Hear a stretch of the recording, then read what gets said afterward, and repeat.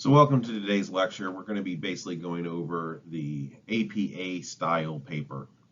So this class, Psych 220, is mostly about not the what of psychology, but the how and the why of psychology. How do we find out what we know about human behavior, and why are the methods and statistics so important?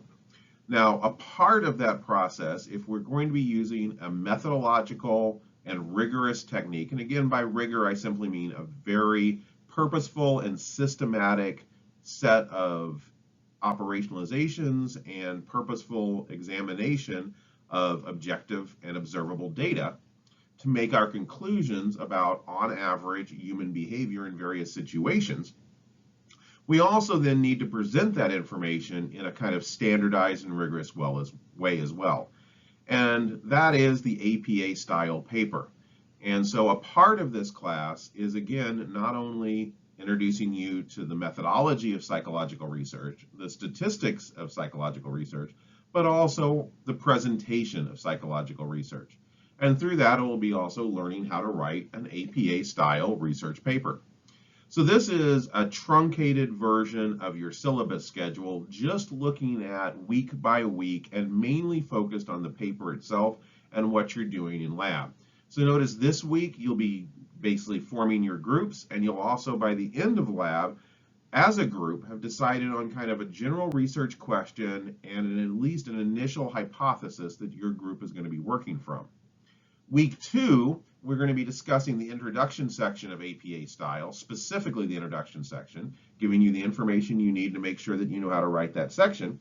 And also, your group's articles are going to be due. And again, what that is and those assignments will be discussed in lab, but that is, again, your group will be spending time finding a lot of research articles that you can all then, from within your group, draw from in order to write your literature review in your introduction section. Week 3, we're going to be going over the methods section of an APA paper. And also in week 3, your survey items are due. And again, as a group, your group will actually design individual items to be used to measure the construct that you're interested in. So that's not job satisfaction. That's what you think may be related to job satisfaction. And by that point, you will have already actually probably started writing your introduction section and also started to look at the research articles, which will help you write those items. It's also worth very strongly noting that everyone in this class has to complete the online ethics certification, the CITI training, CITI. We'll be going over that in lab as well, but that has to be done. You cannot pass this class without completing that certification. All SIUE psychology students are required to get certified in ethics, and that is the course that you do that in. And that is a separate governing body through the Institutional Review Board here at SIUE, not necessarily directly associated with this class. You'll be bringing in your certification of completion or emailing it to show that you've completed that. Week 4, in the lab, the only thing that's going to be going on is the actual test. This will give you an opportunity to basically write that research methods and introduction section. However, do note that the group survey is due on Blackboard on that week as well. And again, we'll be talking about that in lab, and you'll have plenty of opportunities to be told what that is. But basically, that's where your group is going to look at the bank of survey items that you designed in week 3 and select the ones that you want to actually have in your survey within your papers by week 4. Week 5, the first draft of is due on Blackboard. So basically, your paper, your draft of your introduction section, which we're going to talk about both in lab and in this lecture, and your method section are due on Blackboard in week 5. In lab, we're going to be shifting to the rest of the paper.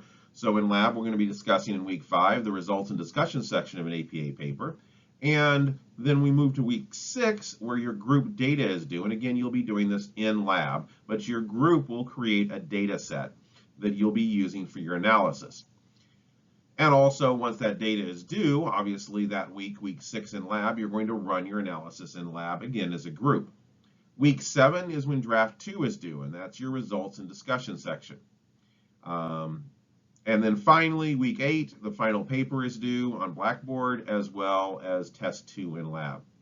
And again, I just want to reiterate, it really is worth your time to look through the actual project paper guidelines and everything that's being provided on Blackboard, including information that we're presenting every week in lab.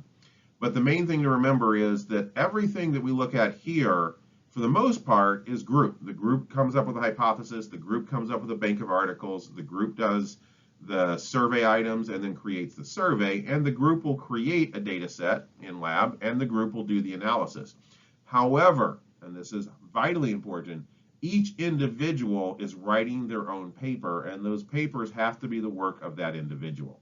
You will be drawing from the information of what your group has done. You'll all be within a group having the same hypotheses. You'll all be using the same data set and talking about the same constructs.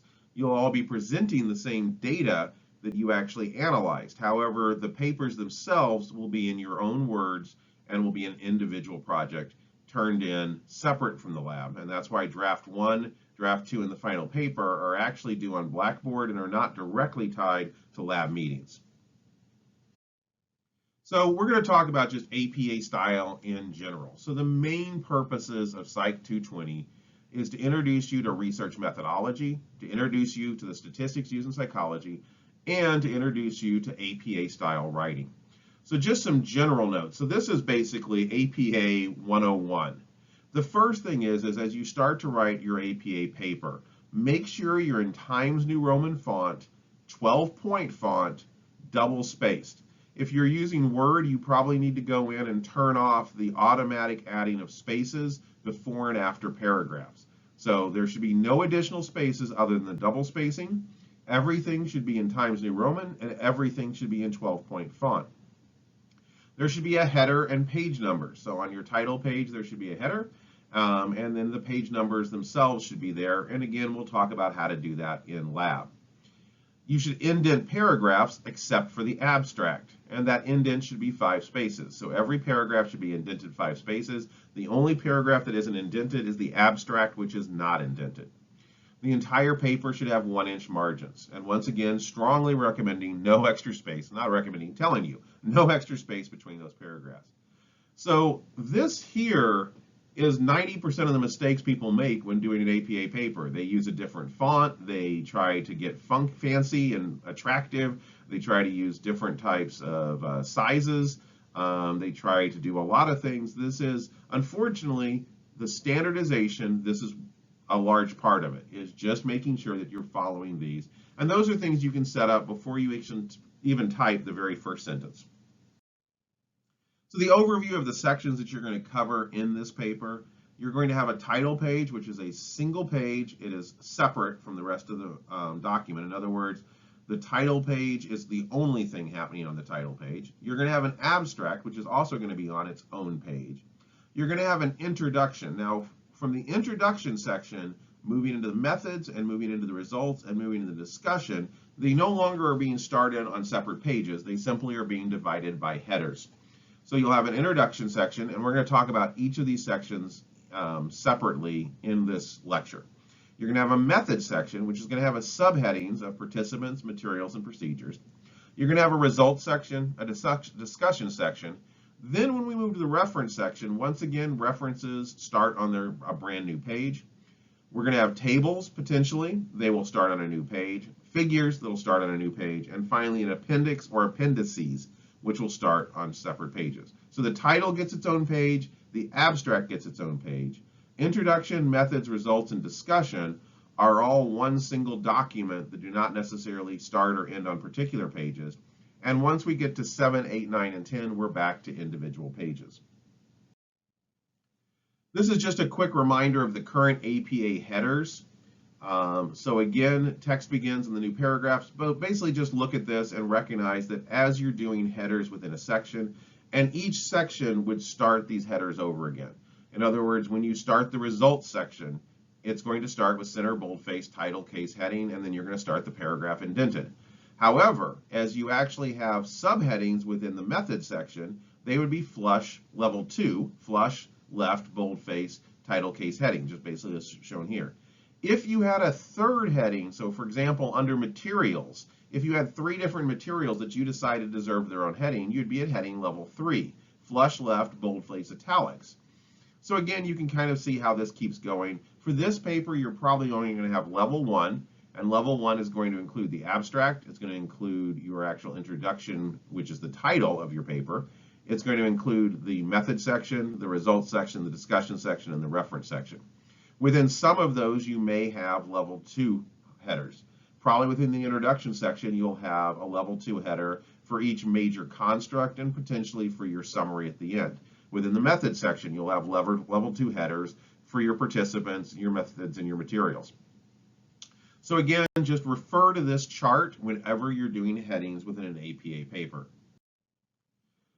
So our first part of that first draft is going to be the title page. What to include? It needs a running head. The running head should be an all capitals running head at the top that basically has it's a truncated version of your title all in caps. There should be a page number. You should have your title. The title should include capital letters where appropriate and should be centered. And the title itself should basically kind of be, you should know what the article is about from the title. So think about when you write your title about what are your two constructs and what is the relationship you're suggesting. And that's probably going to be the primary part of your title. Now that does not restrict you from being a little creative, coming up with maybe a neat way to make that title happen, but make sure the title lets people know what this paper is about. The next line should be your authors, and finally their affiliation, and I have an example here. Do note, and I want to stress this as well, APA style sometimes does change. It's been through multiple editions, so make sure at the very end of the day that you are following what's being taught in lab. In other words, this audio lecture may at some point become somewhat dated. There may be slight changes. For example, for the longest time, you did not actually bold the headers that were centered. Now they are. That's an example of a small change. Like all documents, even APA style does vary over the years. So the abstract is the next full page. The abstract is generally not going to be written until the last part of your paper. In other words, you usually don't write your abstract until your introduction, your methods, your results, and your discussion are all done. Because what the abstract is a summary or an abstract of your whole paper. So there should be an abbreviated title in the header, which says abstract. There should be a page number. Again, the word abstract is at the top of the page, middle aligned. Do not bold the abstract. A single paragraph, usually approximately 150 words, definitely no more than 200. And what should include in that abstract is an abbreviated rundown of your study, the theory and the problem, the main question you asked, the methods you used, the results, and the implications. Generally think of this as 1 or 2 sentences per each of these points. So why did you do the paper and what theories were you building on? Might be 1 to 3 sentences. What was the main research question that you were asking? Should be 1 or 2 sentences. Your methods may be 1 to 3 sentences. So who were you measuring? Not a full information, but just how many people and approximately what did they look like? What did you do to them? The results, what was the main finding of the study? And then based on that, what can someone use that study for or that information for, the implications of the study? That should be in your abstract. Here's an example of an abstract, and they're going to vary depending on what kind of study you've done, how complex the study is, but this is a good idea of just generally how to understand. Now again, the abstract is not going to be a part of the paper until the final paper is turned in or in draft 2. But I do want to go over all parts of the APA paper in this analysis and this rundown. The next section is going to be your introduction. So the title of the paper is in the top of the page, and that should be the same title you had on the title page. So the start of the introduction section is not the word introduction. It is the title of your paper, center aligned. Now it says do not bold the title. I believe that's actually been changed in the newest APA edition. Like I said, these things keep getting changed on us. Lab will make it clear whether to bold or not, and that's a very minor change, and definitely will let you know which to do. So what not to include, or what to include, the introduction needs to open with a broad paragraph kind of telling people why they should keep reading. It should then move fairly quickly into a lit review, and that lit review should then be summarized into the specific study that you're doing and ends on the hypothesis. Basically, your introduction should be somewhat like a funnel, starting very broad, what is the big research question, and think about our last lecture where I was kind of talking about the questions that drove these classic studies in psychology. So what is your question? Why did you come up with this idea? What are you looking for? And then what does the literature reviews say about this? What has been previously found? And how does that information then guide your current study and therefore your hypothesis or your expectations?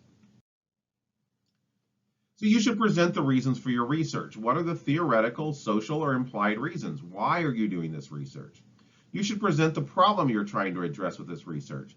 Is it an applied problem? Is it a general problem? And since we're looking at job satisfaction, it'd be pretty easy to make this an applied problem. You can basically say the more we know about things that are related to job satisfaction, the more tools we have to address making people more enjoying of their careers. You want to immediately provide the reader with a reason to continue reading. So for the most part, APA papers, and you've probably now looked at a few of them as you've actually gathered various papers for your lit review, are often not the most exciting reading. Recognize that they are serving a very important purpose. They're telling you what research has been done, and then they're very systematically describing the study that is going to occur and what it's actually testing. That means that your creativity is going to be somewhat limited as you're providing this information. If you do feel creative, this is the part to do it in, the introduction and the start of the introduction. This is where you can kind of sell your research. Why is your research question interesting? Why should someone keep reading what is going to be a less interesting paper as they move forward? So this is your opportunity to sell it somewhat. A lot of students always ask, how long should it be? Quite honestly, for this class, since you're doing 5 lit review articles that have to be included, by the way, you can include more. And if you notice in the actual instructions for this project, you actually even can get some bonus points for including more. But at minimum, it should probably be 5 to 7 pages long. If you have written an introduction and it's less than 5 pages, you probably do not have everything that needs to be in there because you're needing to introduce the topic. That's going to be a paragraph or two or approximately a page. You're then going to be going over 5 research articles at a minimum. Each one should probably have at least one moderately long paragraph, if not 2 paragraphs. What did they do? Why did they do it? And how does it relate to your study? So that's going to be basically about a page per article. Then you're going to summarize your research. And basically that summary is going to be getting to your particular study. Again, that's going to be 1 or 2 paragraphs. And finally, you're going to have your hypothesis. Again, you want to start general and gradually get more specific to your research question and hypothesis at the end. Make sure that you are not using IV, DV, or any kind of operations. In other words, operations, DVs, IVs, what you're actually doing in the study do not belong in the introduction. That's your method section.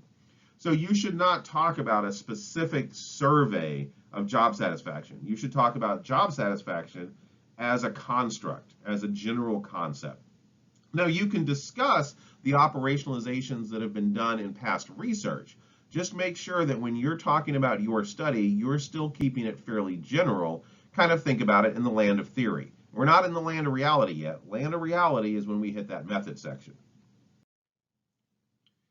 So for this particular paper, you need to discuss at least 5 previous journal articles that have conducted research in the areas you're interested in. And once you've done those 5 or more journals, you want to end the section with a discussion of your hypotheses. You want to be specific, you want to be directional, and you want to be supported by your lit review. But again, you don't want to talk about operations yet. So a typical hypothesis may very well be, based on the previous literature, we expect there to be a positive relationship between relationship status or satisfaction with relationship status and job satisfaction. Make sure that you cite at least 5 scholarly empirical journal articles from psychological journals in this introduction for the paper specifically for this class. And again, we'll be going over that in detail within the lab.